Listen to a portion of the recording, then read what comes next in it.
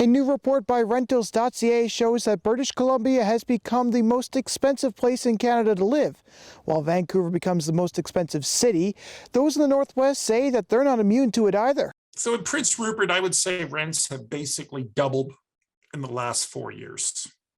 Government needs to look at the rental programs that support seniors and how they're not keeping up with the inflationary demand. Paul Legace is a rental advocate in Prince Rupert and says that the issue has gotten so dire, now it's not just lower income populations who can't afford rent. Affordability, we think of it for our most vulnerable people. But when you have professionals, when you have teachers, when you have nurses that have single family incomes, they cannot afford to live in the community.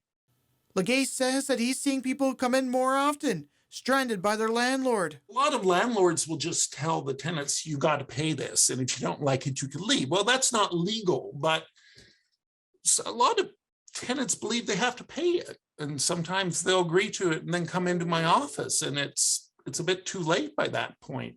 Meanwhile, the BC Senior Advocate says that older populations are left in the dust by the rising cost, especially the ballooning price of living.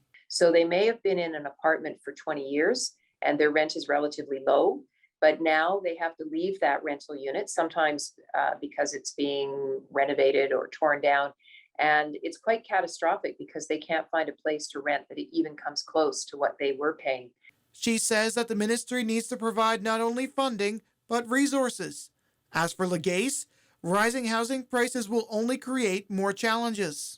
It's crazy. And as long as the market continues like that, you're going to see the same craziness with tenancy. For CFTK-TV News, I'm Zack Power in Terrace.